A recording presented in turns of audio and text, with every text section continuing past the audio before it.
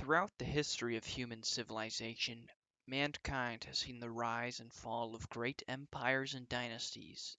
Collapse, as said by author and professor Jared Diamond, who refused to an interview, is defined by a local drastic decrease in human population numbers and/or in political, economic, or social complexity. When thinking about collapse, it's most common to recall the fall of Rome or the more recent USSR. However, pinpointing the cause of collapse is not quite so simple. Entire lifetimes have gone into the study of these civilizations and their collapses. This is because civilizations as advanced and complex as Rome or the USSR is bound to have fallen for multiple, not just one reason. It is often the case that one will lead into another, as if society is being pushed slowly towards the edge off a cliff. However, we don't start seeing the fall until something finally pushes it over the edge.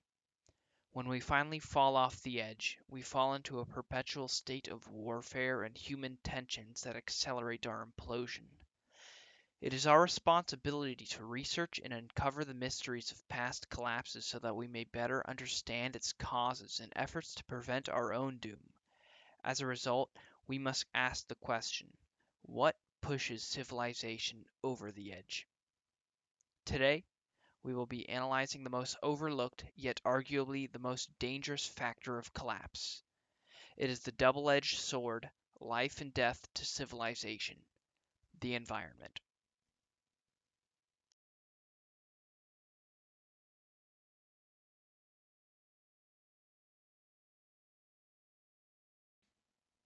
What is environmental collapse? Environmental collapse is defined as the aforementioned collapse as a result of environmental factors. When thinking about the environmental factors, many think of climate change in wake of the chaos we have today. Others think of natural disasters such as volcanoes and earthquakes. Personally, I found myself thinking about droughts mostly, and it's not just because I live in California. While these are all true environmental factors of collapse, we need to remember that collapse does not occur in a vacuum with any one factor, but rather multiple factors. After a lot of digging, I realized a familiar pattern that arose in almost all of my reading: ecological suicide. It is common for a civilization to exhaust all of their resources over the course of centuries. This is especially true in a fragile environment whose average rainfall is low or volatile. Combined with droughts, natural disasters, or climate change, or even entirely alone, these environmental factors will decimate a civilization.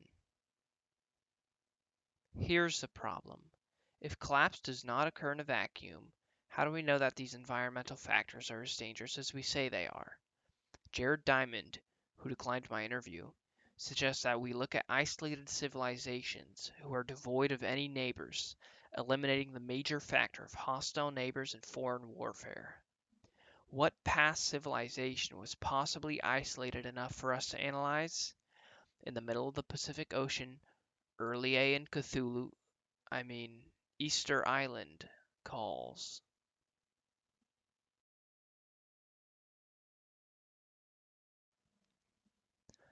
Upon its discovery by the Western world, the history of Easter Island has been a great mystery. How could the primitive cannibals who were discovered there have sculpted the magnificent statues that continue to stand proud today? What further makes this an oddity is the relatively barren landscape of the island. No human civilization should even be living there. Without proper analysis, it's not surprising that many theorists believe that the Easter Island statues were built by aliens. However, evidence from paleobotanical work with pollen grains, alongside lake cores and animal bones, can tell us this frightening story, previously thought to be lost to time. Easter Island was first settled around 800 AD by Polynesians from the west. Upon settlement, it was covered in a lush tropical rainforest full of resources. The natives thrived for hundreds of years as they hunted birds, fished, built structures, and developed a steady agricultural system. However, the Easter Island natives could never have guessed the fragile environment of their island. Over the hundreds of years of cutting trees, the natives had slowly exhausted their supply. Deforestation led to a slippery slew of other negative effects. Without trees or logs, the transportation of statues was made impossible, causing the cultural decline of statue carving. The further deforestation eventually meant the roots were not there to hold together the soil and the leaves were not there to shield the soil from erosion. The erosion of the soil ruined agricultural yields. Other food supplies diminished as the lack of wood prevented the natives from building fishing canoes. This led to the overhunting of their last remaining food source, the seabirds. Bad luck to kill a seabird. More tall tales. Once the birds were gone, the natives turned on each other and resorted to cannibalism for survival as the population dwindled from 2,000 to 1,000 people. Once the horrors began, the natives had nowhere to run. Jared Diamond, who declined my offer for an interview, summarizes the tragedy of Easter Island best. There were no neighbors to which the declining society could turn for help, nowhere to flee, and no source of new colonists once the former population had disappeared. Thus, these collapses can be unequivocally attributed to the single factor of environmental suicide.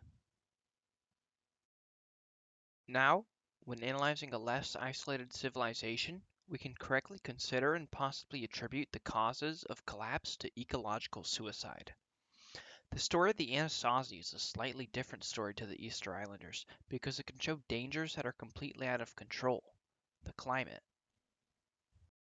Without the chains of being on an island, the Anasazi had a relative advantage over the Easter Island natives. They could deforest a much larger area. For hundreds of years, the Anasazi would set up settlements in the southwestern region of the continental United States where they would rise, fall, move, and then repeat. The general collapse of their settlements can be summarized by the following. Deforestation and soil erosion caused by over-farming and the widespread tree chopping. However, there's another side to the story as evidenced by historical pack rats who would pull together vegetation, giving us a detailed record of the plant life at those times. The southwestern region was plagued by unpredictable changes of climate, greatly harming the Anasazi.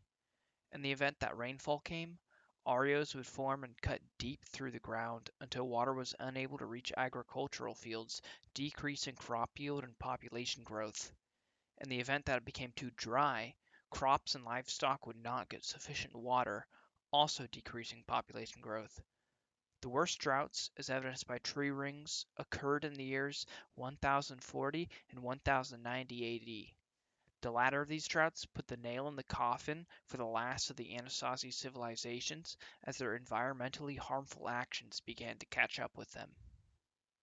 The last of the Anasazi lived in Chaco Valley in modern-day New Mexico, where the last of their once abundant resources and trees could be used. There, they upheld and advanced society with the political religious center for the very top of the social ladder. Peasants on the periphery were tasked with transporting the scarce resources far and wide to the elitist center, where they would in return be promised significant rain for the crops through the use of prayer.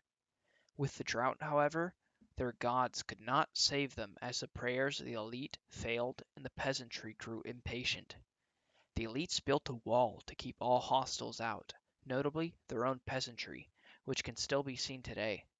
Without the peasantry, the elites could not sufficiently gather the scarce resources in the drought.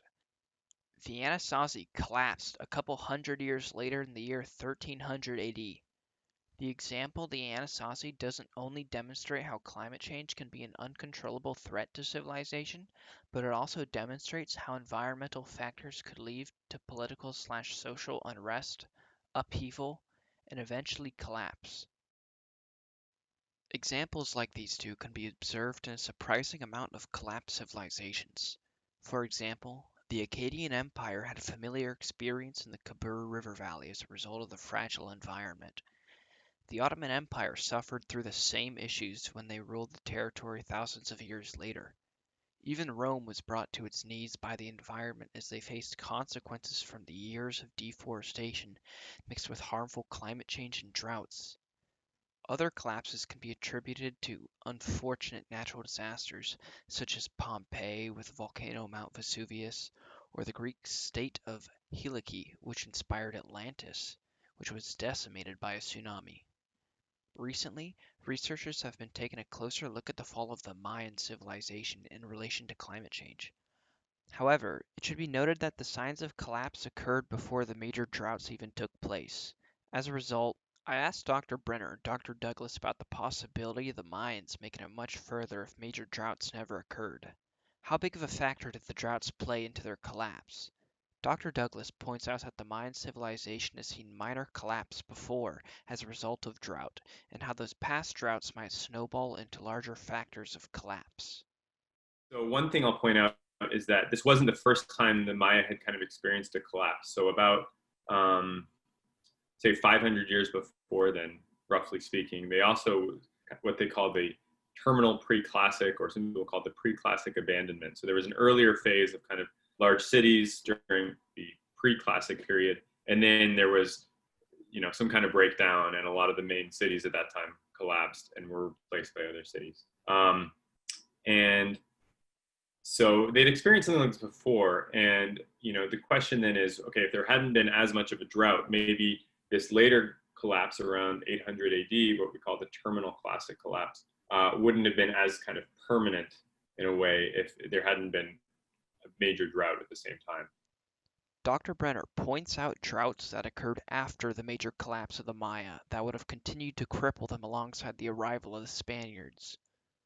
There's some evidence now that at the site of Mayapan, which was a pretty active site right up until almost the time the Spanish got there, but stopped just short of that, it looks like there were some pretty severe droughts coming up on that time period too, in the sort of mid to late 1400s. And of course, after the Spanish come and bring with them disease and so forth, you have this second wave of collapse, if you will. We learned that despite drought not being the largest feature in Mayan collapse, it played a role in creating the tensions and warfare that inevitably did cause the collapse. Further droughts snowballed those conditions until their society eventually dissolved. The most relevant issue we face today is climate change as a result of man-made carbon dioxide emissions. Are we, as a society, advanced enough to overcome collapse with the advanced technology that past civilizations would fear as the tools of God? Or will we face the similar fate of the great civilizations that have come before us? I asked Dr. Brenner.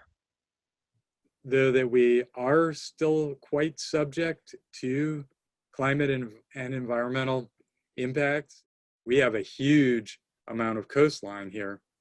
And with sea level rise, we are inevitably going to see a major change. And, again, I think it's hard to predict how that will manifest. We're going to see climate migrants even within countries. So people moving to other sites, and we're going to see the breakup of certain sort of cultural groups. It's usually probably the most vulnerable and the poorest people. Native Americans are actually moving out of sites in Louisiana that are being encroached upon by sea level rise and subsidence in those areas too. So I would say we're not going to have like massive collapse. We're going to have localized collapses, within our countries. I asked Dr. Douglas what the greatest environmental threat to human civilization is currently. So I think, if I was going to say, is climate change the thing that is most likely to cause, at least environmentally, to cause a societal collapse in the near future, I'd say yes. I mean, I think it's something that is new, it's changing very rapidly, it's on a huge scale, and it's really complex and hard to predict and understand. And so, I'm not convinced that is going to cause, at least on a major scale, a societal collapse, but I think it has the potential to be very destabilizing for the planet. So, Yeah, and I think there's a lot, and like you mentioned, there's a lot of different elements to it. So there's sea level rise, um, there's drought, there's temperature increase, and all these things are going to be interacting with one another. Um, yeah, I think climate change is definitely has a lot of political risk associated with it, and I want to remain optimistic, but I think you know there's a lot to be concerned about going forward.